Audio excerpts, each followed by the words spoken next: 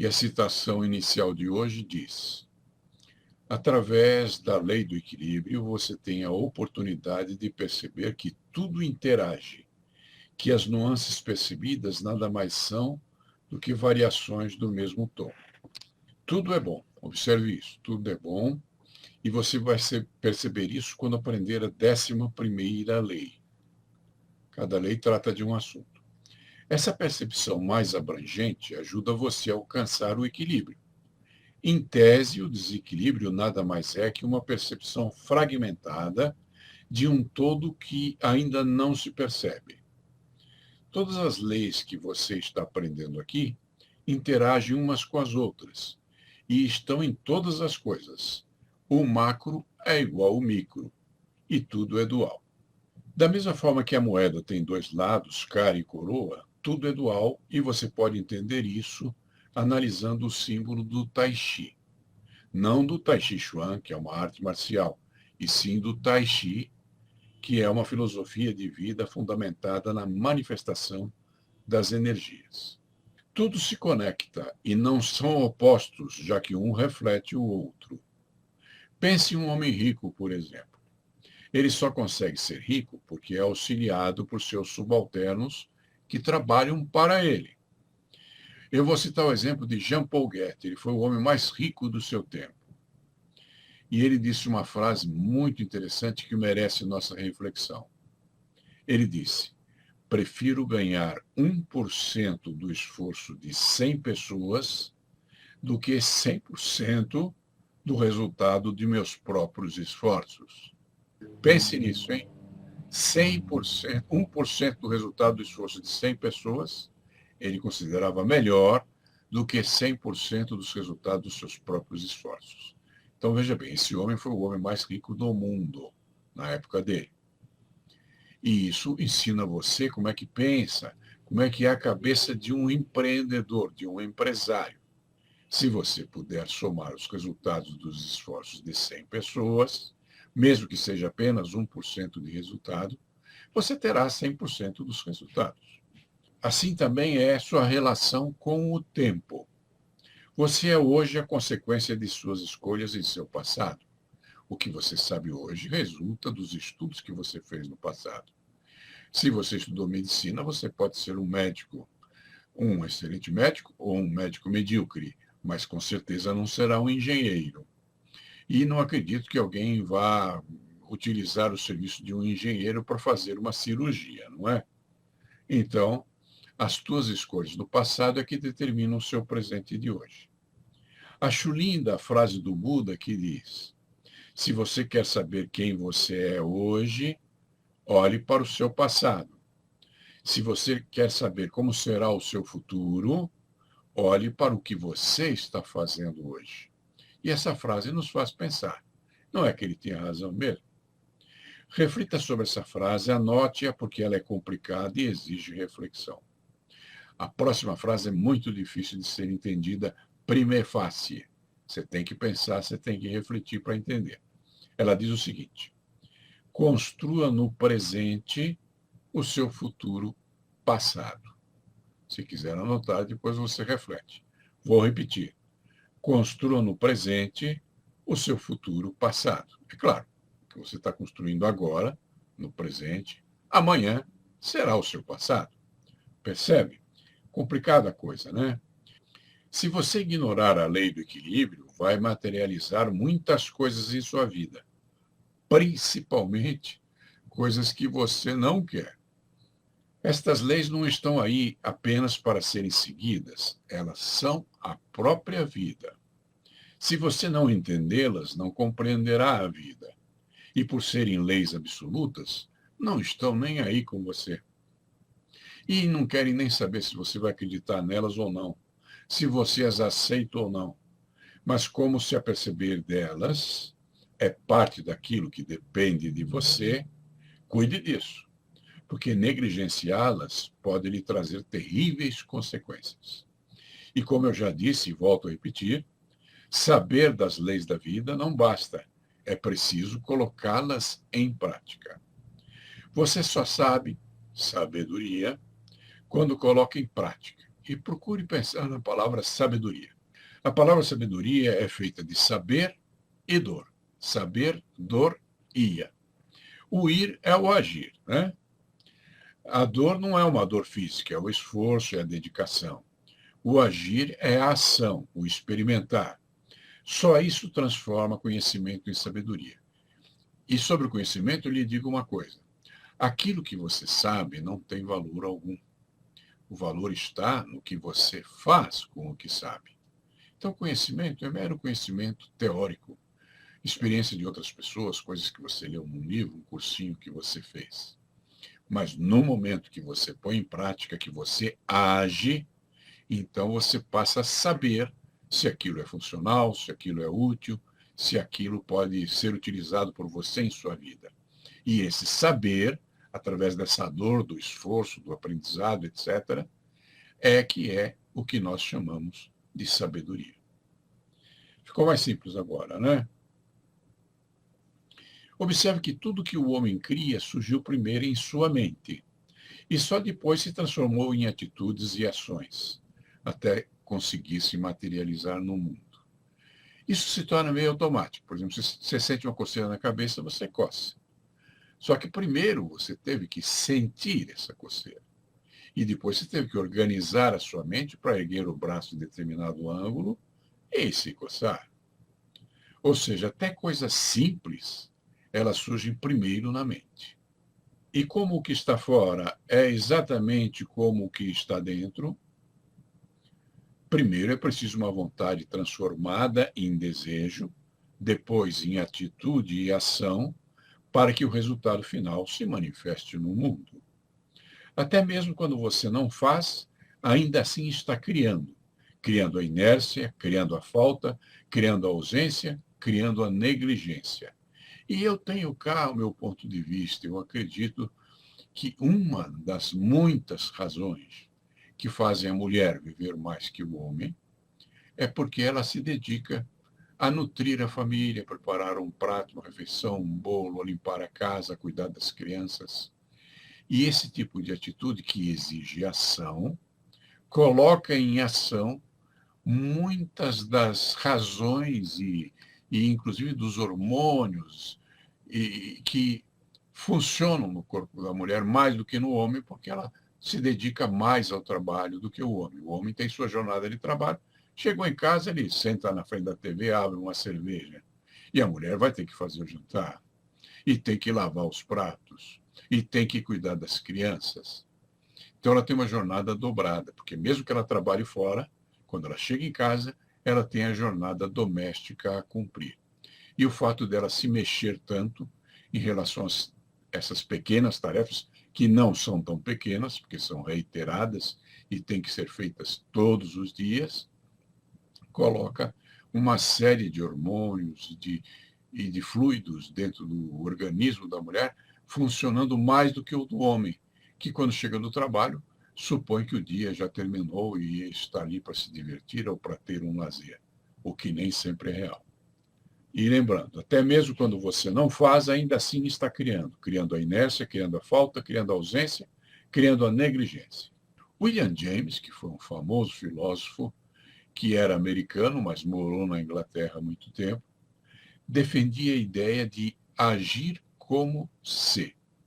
Se você não tem coragem de falar em público, haja como se tivesse. O agir como se tende a transformar você naquele que você quer ser. Se você não está em sintonia, se você não se equilibra dentro daquilo que você quer ser, nunca será. É preciso que primeiro você pense, depois você deseje, depois você tome atitudes, depois transforma essas atitudes em ações e as faça repetidas vezes até que se manifeste aquilo que você deseja. Percebe o caminho, como funciona a mente e o universo em relação ao que você quer? Isso exige responsabilidade, comprometimento, dedicação, e para que haja coerência entre intenção e ação, pode ser preciso que você saia da sua zona de conforto, quebre padrões, crie novos hábitos, mais condizentes com o que você queira realizar.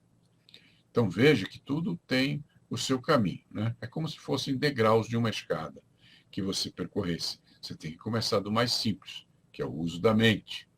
Aí você tem o seu desejo, a tua vontade, o que você quer realizar. E esse querer realizar tem que se transformar num plano de ação.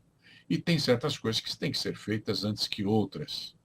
Então, você tem que definir cada passo, cada etapa que você vai percorrer até a concretização final daquilo que você deseja realizar. E dentro dessas leis fica mais fácil perceber por que Sócrates disse: conhece-te a ti mesmo e conhecerá o universo. E porque Jesus não via maldade, já que não a tinha dentro de si. Então, as outras pessoas lá do povo judeu julgavam mais severamente certas faltas que eram cometidas, e ele tinha a competência de perdoar, porque ele não tinha dentro de si aquela maldade que os outros tinham. Então, ele não projetava essa maldade nos outros. Eu fui aluno do John Grinder, criador da neurolinguística, e ele dizia uma coisa muito interessante. Ele dizia: quando um dedo aponta para o outro, 4 dedos apontam para você. Ou seja, você só é capaz de ver uma falta no outro se você a tem em si mesmo em maior ou menor grau. Então, no momento de você acusar alguém, verifique o quanto da falta que você vê nesse alguém existe em você.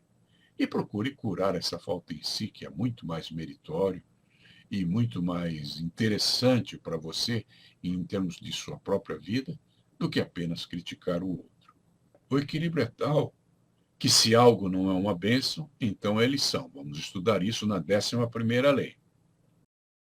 E sábio é aquele que consegue extrair uma bênção, ou mais de uma, de cada lição a que é submetido pela vida. Estudaremos isso, como eu disse, quando estudarmos a 11ª lei, que trata exatamente disso. Perceba que manifestação contém ação, materialização contém ação, realização contém ação e salvação também contém ação. Nada vem a você sem que você haja. A ação é o equilíbrio entre o que você pensa e o que você quer. Então, quando você pensa alguma coisa, você pensa em realizar ou ter alguma outra coisa. E há um abismo entre aquilo que você pensou e a coisa que será realizada. E esse abismo tem que ser percorrido pela ação. Você tem que sair da sua zona de conforto, tomar as atitudes, as ações, as intenções que você perceba como possíveis de te conduzir à realização daquilo que você deseja alcançar. A realização implica em ação. Perceba isso. Você compreenderá isso melhor ao aprender sobre a próxima lei. Edson Caetano da Costa. Eu faço café, lavo a louça da pia, trato dos cachorros, limpo o carro, coloco o lixo separado, orgânico e reciclável, desde 1981. Edson, você está de parabéns, maravilha. Eu imagino que sua esposa eventualmente faça outro tanto em outras direções. E se você faz isso desde 1981, você já deve saber que terá que fazer isso por muito tempo ainda. Então, eu fico imaginando que o ponto filosófico da mulher é exatamente esse, porque não é fazer uma vez, né? É fazer reiteradas vezes. Todos os dias você está no suplício de Sísifo. Para quem não conhece a lenda, existiu uma lenda na Grécia de que um homem foi condenado a um castigo eterno. Ele tinha que empurrar uma imensa rocha até o alto de uma montanha. E toda vez que ele chegava no alto da montanha, a rocha rolava outra vez lá para baixo. E ele tinha que recomeçar a tarefa. E assim são as tarefas recorrentes que você enfrenta na sua vida, né? Você não precisa escovar os dentes uma vez por ano, é todos os dias. Você tem que tomar banho, você tem que comer, você tem que dormir. E existem milhões de pequenas tarefas que você tem que fazer para que o seu lar fique sendo um local habitável, organizado e limpo.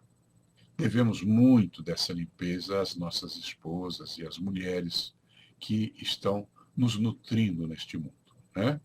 Não que a gente não faça, é claro. Eu, por exemplo, a minha esposa trabalha em São Paulo, ela só vem nos fins de semana. Então, sou eu que lavo a louça, sou eu que preparo, que pelo menos esquento as refeições, que me sirvo, lavo os pratos, etc.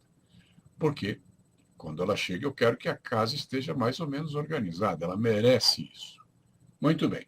Então, agora chegamos à terceira lei, que é a lei da manifestação da energia. Olha que interessante. Então, nós vimos a primeira lei, que é a lei da conscientização da percepção. A segunda lei, que é a lei do equilíbrio. Estamos agora na terceira lei, que é a lei da manifestação da energia. Nada está parado, portanto, tudo é efêmero. E o que eu quero lhe dizer com isso? É que nada é permanente. A única lei imutável do universo é que tudo muda. Então, não é importante que você seja adequado ao momento presente, porque o momento seguinte será um momento diferente. Então, o importante é que você seja flexível, que você possa se adequar e se adaptar às novas circunstâncias que se apresentam. E você teve uma experiência sobre isso este ano formidável, né? Porque você saiu do teu ritmo de vida habitual e teve que enfrentar uma pandemia. Não acontece todos os dias. A última grande pandemia que aconteceu no Brasil foi lá nos anos 1918, se não me engano, que foi uma gripe que tivemos e que matou muita gente. Então, quase não, 100 anos depois, estamos enfrentando uma nova pandemia. E a maioria de nós não estava preparado para isso, porque poucos de nós estavam aqui em 1918. Né? Teria que ter 102 anos para ter vivido por essa experiência, para ter participado disso. Então, a história sempre se repete, lembre-se. E a vida segue ciclos, isso é uma de nossas leis, você verá em breve. E se você está consciente de que existem leis no universo que regem a vida, e você procura manter-se desperto e, como é que eu diria, em estado de consciência para perceber essas coisas, então com certeza você estará mais preparado do que aqueles que não têm essa consciência. Existe uma palavra em inglês, porque ela traduz uma expressão do sânscrito e é usada no budismo. E foi traduzido para o inglês como mindfulness, ou seja, uma mente sempre alerta, ok? Plenamente alerta. Aí você estará preparado para o que der e vier, né? Porque você terá a flexibilidade mental necessária para enfrentar, de alguma forma, da melhor forma que você possa, o inusitado, aquilo que não foi planejado. Julgar é também se permitir ser julgado na mesma proporção a qual julgou, como proceder. Veja bem, Otacílio, você pode ter critérios superiores de avaliação. Isso é uma forma de julgar. Agora, expressar esse critério nem sempre é aceitável socialmente, porque de repente ele se transforma em crítica, ok? E quando você utiliza um critério qualquer para julgar alguma coisa, por favor, utilize esse critério também para julgar a si próprio, tá? A avaliação não é só do mundo externo, também é do mundo interno.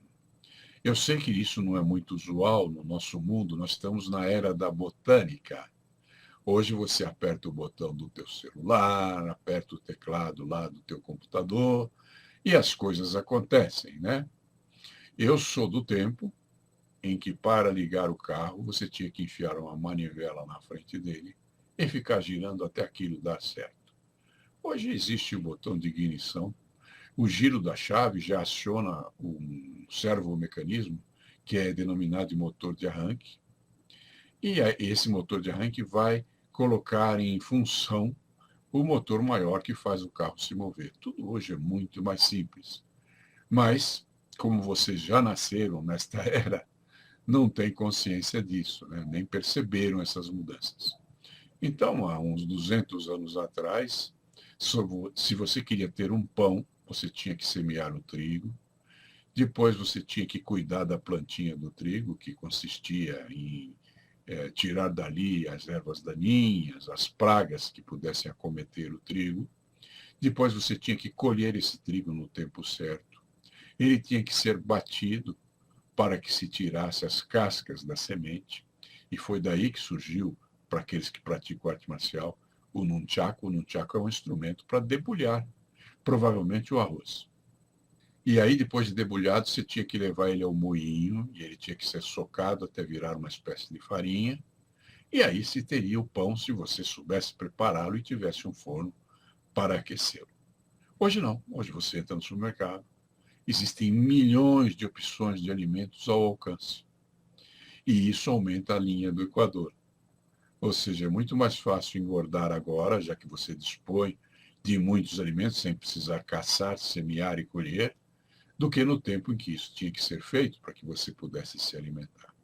Então, vá percebendo a relação das coisas.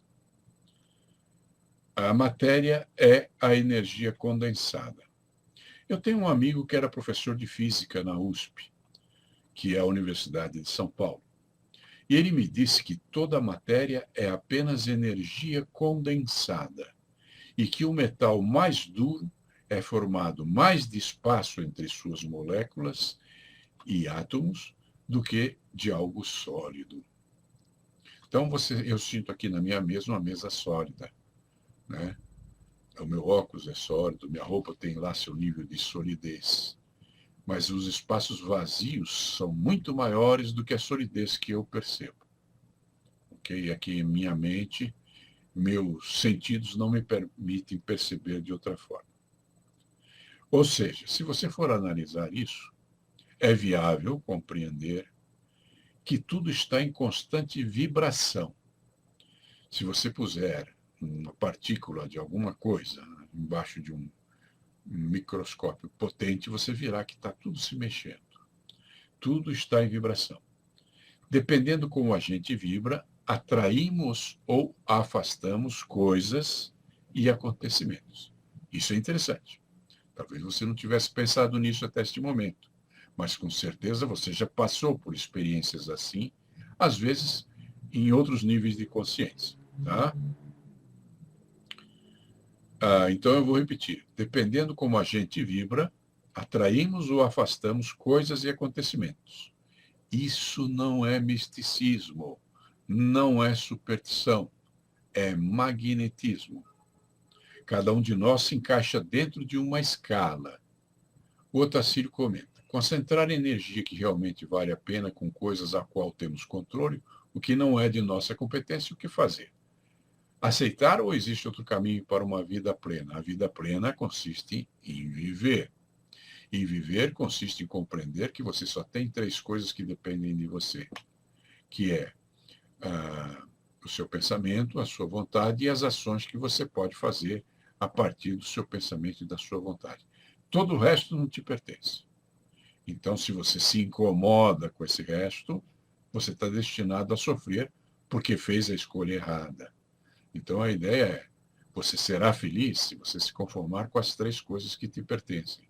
E a terceira coisa é a mais complicada, porque são as ações que você pode fazer a partir do teu pensamento e da tua vontade. O importante aqui é o pode. Nem sempre você consegue fazer tudo aquilo que você pensa em sua mente e tudo aquilo que você tem vontade de fazer. Agora, para ter uma vida plena, compreenda isso. Contente-se com o que é seu e não com o que não te pertence. E nisso você terá controle pleno, porque se for seu, é seu. Se não for seu, você não tem controle nenhum. É preciso autoconhecimento para que possamos atrair algo que se pareça com o que somos. Ou melhor dizendo, com quem somos. É preciso despir-se das cascas, tirar as cascas. Né? Você vai enganar a quem, se você finge ser o que você não é? Pouca gente, né? E não por muito tempo, com certeza. Então, não tente enganar ninguém, seja autêntico. Mesmo que humilde, mesmo que não magnífico, mesmo que não se destaque dos demais, isso tudo não importa, né? Isso tudo é ego. Todas as pessoas, seja você o presidente de uma nação, ou seja você um mendigo lá das ruas, Você só tem essas três coisas. E aquele que se contenta com elas será feliz. Aquele que não se contentar, eu já disse antes, torna-se um ladrão e um tolo. Um ladrão porque pretende que seja seu o que não lhe pertence. E um tolo porque continua querendo que seja seu o que nunca será. Isso é tolice. Então contente-se com o que depende de você e a felicidade estará nas suas mãos. E isso nos ensina um dos mais poderosos ensinamentos do Buda, que diz: a dor é inevitável, mas o sofrimento é opcional. Você não pode evitar a dor, ela faz parte da vida. Mas quando ela vier, se você der a ela um conteúdo mental maior do que a dor merece ter, você estará sofrendo. O sofrimento é uma opção que você escolheu e não pode culpar ninguém. A dor não. A dor pode vir de fatores externos, mas o sofrimento é uma escolha da sua mente. Desmontar as cascas é chegar ao que você é. E isso vai atrair o que você precisa. Mestre, o que o senhor acha com relação ao Kung Fu online? Não tenho opinião. No tempo que eu ensinava Kung Fu, não existia o online, não havia a internet ainda. E hoje eu vejo muita gente que está aprendendo Kung Fu porque vê alguns filminhos no YouTube, né? E se vira mestre. E alguns grãos mestres. O que será que pode ter além do grão mestre? Né? E aprendeu lá com o filminho do YouTube. E tem gente que acusa a mim, dizendo que eu aprendi assim. Só que eles esquecem que o YouTube existe há muito pouco tempo e que a internet existe um pouquinho mais de tempo do que o YouTube, mas não existia no meu tempo. Não tinha como aprender as coisas dessa forma. Pense nas cascas como alguma coisa, algum entendimento imposto por outra pessoa, algo que você não experimentou. Você pode se autoprogramar para não entrar na vibração negativa. Como eu já disse antes, em outras das nossas lives, tubarão nada com tubarão e sardinha nada com sardinha. Não há como misturar muito as coisas, porque senão uma delas vira alimento de outra. Nada está parado, tudo está vibrando, tudo está em contínua mutação. Tudo se move, tudo vibra, tudo é efêmero. Dependendo da forma que vibramos, conseguimos atrair ou afastar as coisas. Essa capacidade de atrair e de afastar coisas, você percebe facilmente quando se aproxima dois ímãs. Eles têm lá seus polos de atração e de repulsão. Isso também é perceptível se você esfregar um pedaço de plástico em seu cabelo e depois o aproximar de pequenos pedaços de papel. Eles ficam meio que imantados e eles vão chamar esse papel para perto deles. Tanto o nosso corpo como nossa mente estão em contínua vibração, que podem ser mensuradas através dos eletroencefalogramas e outros recursos. O cérebro também tem frequências vibracionais variáveis, que são denominadas níveis de consciência. O nível beta é o nível de lucidez em que estamos quando estamos acordados, e em média tem 21 ciclos por segundo, podendo aumentar sua vibração quando passamos por algum tipo de tensão. O nível alfa corresponde de 7 a 14 ciclos por segundo. É o nível de relaxamento que alcançamos quando em meditação. Teta é o nível mais profundo. É o mais profundo estado possível de consciência. E atinge de 4 a 7 ciclos por segundo.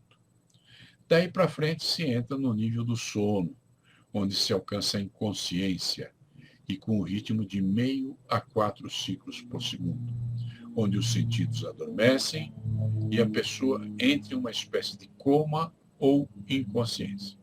Não conseguimos, com nossos sentidos, perceber as vibrações da matéria sólida, mas ela está se movendo e vibrando continuamente. E aqui entra uma superstição humana que afirma que você consegue atrair o que você quer. Você não atrai o que você quer. Você atrai o que você é. Observe isso. Você é um conjunto de seus pensamentos e crenças. Se esses pensamentos e crenças forem negativos, você é uma pessoa negativa e vai atrair apenas coisas negativas. Se quer atrair coisas boas, você precisa se trabalhar e se tornar uma pessoa boa. Existe um antigo provérbio que diz que pássaros da mesma plumagem voam juntos em bandos, né? Então, se você é uma pessoa de caráter, uma pessoa ética, você tende a atrair pessoas como você, pessoas de caráter e pessoas éticas. Se você é um salafrário, um marginal, uma pessoa perdida na vida, você vai atrair outras pessoas semelhantes a você. Então, procure se autotransformar. Autoconhecimento, trabalho interno, criação de metas, de paradigmas, de lemas, descobrir a sua missão de vida. Eu fui aluno de um cidadão chamado Jim Rohn. E o Jim costumava dizer que nós somos a soma das 5 pessoas com quem mais convivemos. Então, meu querido amigo, minha querida amiga, procure se cercar de pessoas que valham a pena, porque você será a soma das pessoas que estão ao seu redor. Então, esteja ao redor de pessoas que valham a pena, de pessoas éticas, de pessoas boas, de pessoas que sigam o caminho do bem. A lógica disso consiste em ser, fazer e ter. Primeiro é preciso ser, para depois fazer o que for preciso e finalmente conseguir ter o que você quer. Veja o exemplo do profissional autônomo, o médico, advogado, o engenheiro, o professor de ginástica, o coach, o psicólogo. Para ele ser, ele teve que obter alguma formação. Então, ele fez uma faculdade, fez um estudo, fez um curso técnico e se tornou um profissional competente naquela área. Assim se espera. Então, primeiro, ele teve que ser um profissional competente. Aí ele vai exercer essa função, essa profissão, e isso é a segunda etapa, o fazer. Então, primeiro ele foi, estudou, se preparou, adquiriu a competência e passou a cumprir a primeira fase, que é o ser. Ele é um engenheiro, ele é um médico, ele é um professor de ginástica, ele é um coach. Então, agora ele vai trabalhar nessas funções. Vai ensinar os outros a fazer ginástica. Ele vai ser um coach e direcionar como as pessoas podem escolher pensar e tomar atitudes em suas vidas.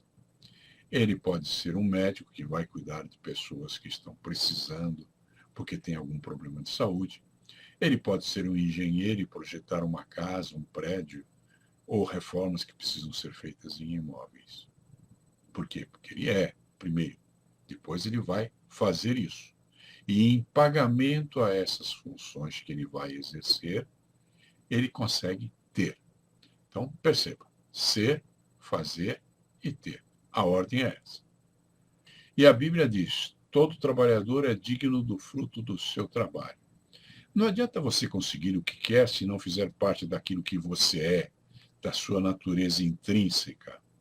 Se você conseguir o que você quer sem você ser a pessoa que esteja em sintonia com isso, simplesmente o que você alcançou vai desaparecer rapidamente.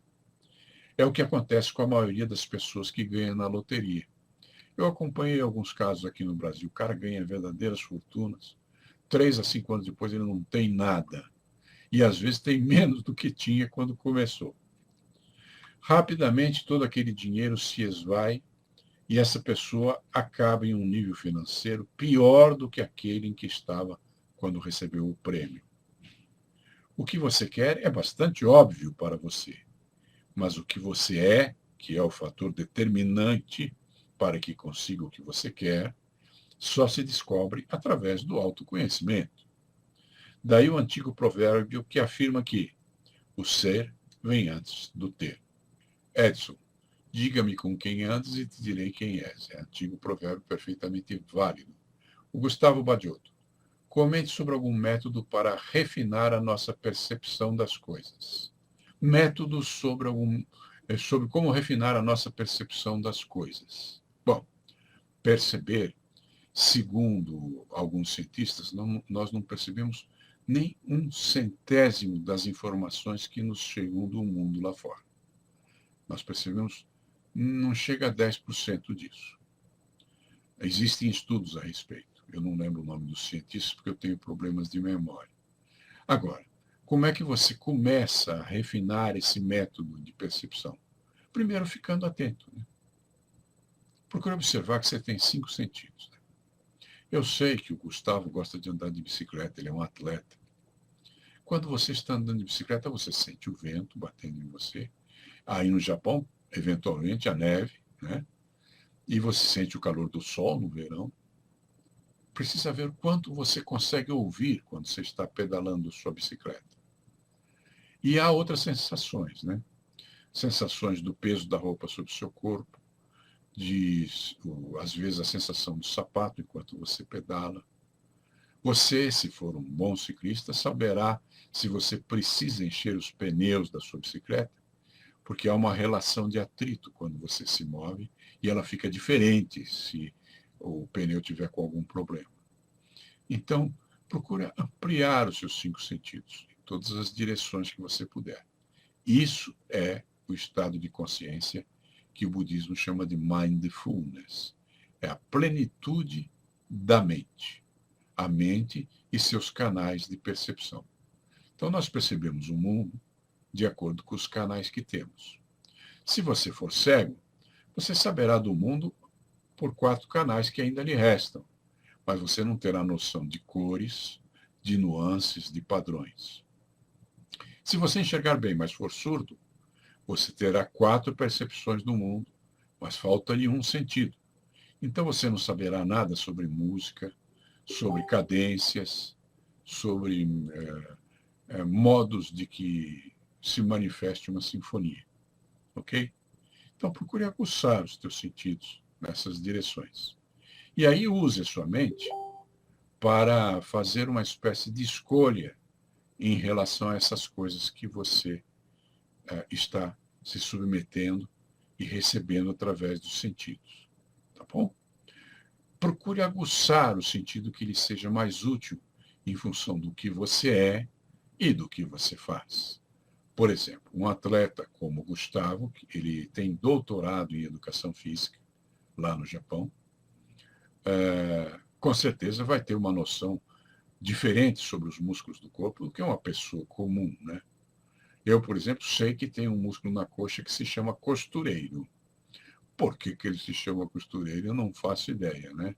Eu, por muito tempo, pensava que eu tinha uma rótula no joelho, até que fui fazer faculdade e me informaram que ela se chama patela ou coisa assim. Enfim, à medida em que você vai aumentando o seu conhecimento, a sua especialização nas áreas em que você trabalha, isso também colabora para você ir aumentando e refinando a sua percepção do mundo ao seu redor. Eu gosto de assistir aqueles filminhos que são um pouquinho tolos sobre o Sherlock Holmes, porque ele bate os olhos nas pessoas e sabe mais ou menos o que se passa com elas. Se você for analisar, quando ele explica por que ele sabe certas coisas, você percebe que a percepção dessas coisas está em cada um de nós. Só que ele aprofundou o processo de percepção. Você pode fazer o mesmo. Né? À medida em que você aumenta a sua percepção, a sua compreensão do mundo ao seu redor muda. Eu, por exemplo, que estou pesquisando essas 15 leis a minha vida inteira, já noto uma profunda correlação entre uma lei e outra. E isso me ajuda a enfrentar problemas da minha vida do dia a dia. E às vezes aquilo que aborrece outras pessoas não me aborrecem.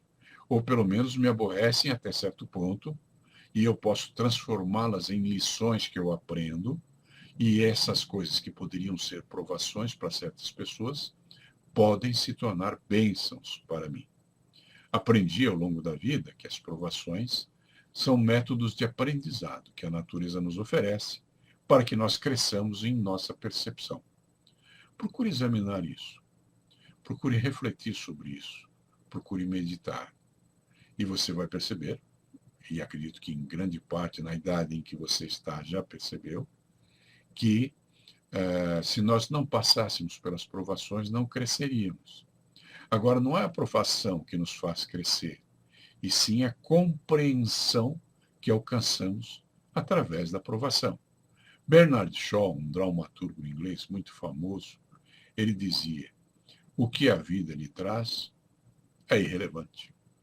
O relevante é o que você faz com o que a vida lhe traz. E ele tinha uma outra frase em que ele dizia: eu procuro as circunstâncias certas para fazer as coisas. E quando não as encontro, eu as crio. Então perceba a maravilha de você ter uma mente que pensa, porque isso alça a planos superiores a sua percepção. E quando você melhora a percepção, você melhora a sua vida e você aumenta as suas chances de ser feliz. Quando você descobre quem você é, você começa a atrair aquilo que você precisa, que, note bem, nem sempre coincide com o que você quer. Por exemplo, pode ser que você queira refrigerantes, champanhe, caipirinha e cerveja, mas o que você precisa é de água. Se você consegue sempre que tem sede beber refrigerantes, champanhe, caipirinha ou cerveja, não viverá da maneira mais saudável e nem por tanto tempo quanto viveria se bebesse água, que é o que você precisa. Todos temos a percepção sobre algo, mas com realidades diferentes, como a impressão digital. É verdade. Nós somos não só a soma das 5 pessoas com quem convivemos, como também o resultado das nossas vivências, né? Cada um teve uma vida diferente. E isso é muito interessante, porque eu tenho 2 filhos, eles tiveram a mesma mãe, o mesmo pai, estudaram nas mesmas escolas, tiveram as mesmas professoras, só que eles são completamente diferentes, né? Porque é algo dentro das escolhas que eles fizeram, diante das vicissitudes da vida, criou dentro deles uma crença, uma percepção, uma opinião, que nem sempre é factual, ou seja, a opinião não é exatamente igual à verdade e o fato, mas a opinião determina o seu comportamento. Então, procure ter uma opinião mais abalizada, mais correta, para que o teu comportamento seja mais condizente com a realidade da vida. Quanto mais próximo dessa realidade, melhor as chances de que você se dê bem e se realize. É interessante notar que nessa lei da manifestação da energia é que você não atrai apenas as coisas materiais. Você atrai relacionamentos, atrai o tipo de vida e de realização que você precisa. Tem algo a ver com você estar no lugar certo, na hora certa, para que as coisas boas aconteçam para você. Eu vou compartilhar com você uma experiência muito doida que eu tive a ocasião de presenciar. Há alguns anos atrás, quando eu morava na capital do estado de São Paulo, lá na cidade de São Paulo, eu alugava uma sala num hotel chamado Lorde Hotel. Eu alugava essa sala todos os sábados do ano, 52 sábados por ano, eu já alugava para o ano inteiro, e a cada sábado eu dava um tipo de curso naquela sala. E, em certa ocasião, alguém mencionou dentro do grupo: professor, olha que coincidência, eu sou advogado, sentei aqui, sentou um cara na minha direita e um na esquerda, e nós 3 somos advogados. Não é uma grande coincidência nós sentarmos juntos? E aí eu aproveitei que ele levantou essa lebre e perguntei às demais pessoas do grupo, né? Converse com a pessoa do seu lado e verifique se ela tem a mesma profissão que você. E aí surgiram coincidências extraordinárias. E isso foi crescendo. A cada curso eu fazia perguntas diferentes. E comecei a descobrir que as pessoas se atraem sem se conhecer. O advogado que entrou lá, aqueles 2 outros que sentaram ao lado daquele primeiro, não sabiam que ele era advogado. E por que foram sentar ao lado dele e não ao lado da nutricionista, do professor de esporte, do médico? Isso acontece, tá? Eu já vi acontecer centenas de vezes. E Jung chamava essas coincidências de sincronicidades. E eu sou uma pessoa mais ou menos versada nisso, porque aprendi a observar essas coisas. Então, continuando a resposta ao Gustavo Badiotto, se você começa a observar as sincronicidades na sua vida, É como se você estivesse ligando o botão da intuição, do insight e da percepção. Porque vão acontecer coincidências o tempo todo. Mas só se você tem um mindfulness, se você está ligado na percepção dessas sincronicidades, é que você vai perceber que elas estão ocorrendo com você. E aqui acontece um fenômeno interessante que passou a acontecer nos meus sábados. Eu comecei a perguntar para as pessoas: como é que você conheceu seu marido ou a sua esposa? Escrevam aqui embaixo. Todo mundo que for casado, diga aí como é que conheceu a sua esposa, o seu marido e tal. Porque isso é interessante para você. Você vai descobrir agora que a vibração tem algo a ver com isso. Ninguém está escrevendo, hein? Vamos lá, escreva aí. Como é que você conheceu tua mulher ou teu marido? E aí o que acontece? Comecei a descobrir que as pessoas não conseguem conhecer as outras pela intenção, e sim pela coincidência. Vou explicar. Eu conheci pessoas que se casaram com um colega de faculdade. Ninguém vai cursar uma faculdade em busca de se casar com alguém. Tem pessoas que se casam com colegas de trabalho. Ninguém procura um trabalho pensando, nesse emprego eu vou conhecer alguém e vou casar com essa pessoa. E assim vai, ok? Tem pessoas que se conhecem em viagens, tem pessoas que se conhecem em hotéis, tem pessoas que se conhecem nas praias. Então, o que acontece aqui é que você vai encontrar o seu cônjuge de maneiras mais inusitadas. A Zilita, por exemplo, conheceu o marido em um casamento. Ela não foi num casamento falando, puxa, vou num casamento e vou me casar com alguém de lá. Claro que não. Ela foi num casamento e, por coincidência, por sincronicidade, foi apresentada a alguém e um dia veio a se casar com essa pessoa. O Otacílio disse que conheceu através de redes sociais. Isso é um meio moderno de se fazer isso, né? O Moisés conheceu alguém dando aulas para vigilantes. Olha que interessante, né? Então, procure observar que quando você está agindo, está fazendo o que precisa ser feito, está cumprindo o seu dever, está fazendo o teu papel, está seguindo o seu caminho, num ângulo de 90 graus não planejado, olha o 90 graus. Você está caminhando em direção ao que você precisa fazer, num ângulo de 90 graus, chega até você um acontecimento que pode ser o acontecimento mais importante de sua vida. Isso que é estar no lugar certo, no momento certo, para que coisas boas aconteçam. Se você tiver a vibração certa, com certeza. Ok? Muito bem. Então, isso aí tem um nome de serendipity em inglês. Falaremos mais sobre isso na próxima lei, que vai tratar exatamente disso. Então, quando eu perguntava aos meus alunos como eles tinham conhecido seus cônjuges, eu costumava exemplificar essa lei em meus cursos ao vivo, perguntando aos participantes como vieram a conhecer o cônjuge com quem se casaram. E as respostas eram muito variadas. A maioria das pessoas conhece o cônjuge em festas, na faculdade, no trabalho, em viagens ou em conduções públicas. Mas em determinado curso, essa foi impressionante. Uma moça disse que conheceu o marido por causa de uma bundada. Nossa, quando ela falou isso, o povo ficou assim meio arrepiado. Depois riram. E depois perguntamos para ela, explique isso. E ela disse que costumava levar a lata de lixo para fora em determinado momento do dia. E que em um dos dias em que estava ajustando o lugar da lata, ela se moveu meio abruptamente e deu uma bundada num rapaz que estava passando. Ela se desculpou, ambos riram, e em outra ocasião ela encontrou o rapaz novamente e ele a convidou para tomarem um lanche. Do lanche surgiu uma amizade, e dessa amizade acabaram por se casar. Em seguida a essas histórias, eu costumo perguntar: você disse que conheceu seu cônjuge em uma festa. Você estava indo a essa festa para conhecer alguém com quem iria se casar? Ou você conheceu seu cônjuge na faculdade. Você escolheu esse curso da faculdade porque tinha intenção de se casar com alguém do curso? Você disse que conheceu seu cônjuge no trabalho. Você aceitou esse emprego porque tinha a esperança de se casar com alguém que trabalhava lá?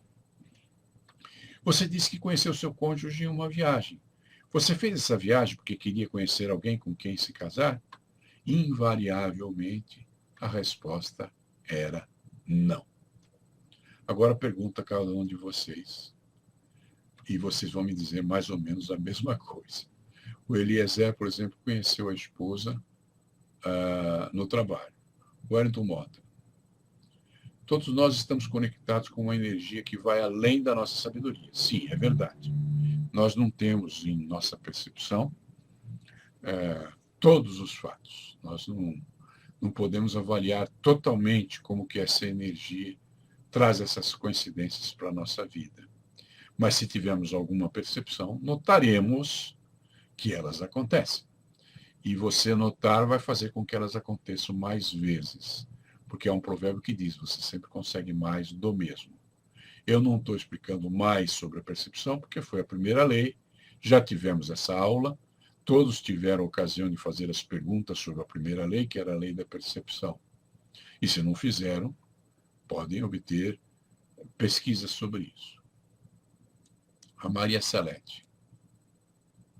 Ela conheceu o esposo quando ele havia saído de um relacionamento e ela também. Isso é interessante. A questão é, o que teria acontecido se você não estivesse lá naquele momento? E o estar lá implica em se dedicar com esmero a percorrer o caminho de sua vida com comprometimento. Quando você vai a uma festa, você está dedicado a se divertir, a distrair sua mente, a conviver por alguns momentos, com pessoas interessantes, ingerindo iguarias e bebidas que lhes sejam agradáveis. Você não foi lá para se casar. Assim também, quando você aceita um emprego ou entra em uma faculdade, os objetivos que te levaram ali nada tem a ver com o casamento ou com conhecer alguém que virá a ser o seu futuro cônjuge. Esse evento fortuito e inesperado não estava em sua agenda e ocorreu em um ângulo completamente diferente da sua intenção inicial. Perceba isso. Na sociedade moderna, somos esmagados por publicidades, mídias sociais, zaps com mensagens de consumo e estilos de vida que nem sempre têm algo a ver conosco. Isso faz com que, a menos que cultivemos o autoconhecimento, passemos a não nos percebermos como realmente somos e passamos a atrair coisas, situações e pessoas que nada têm a ver conosco.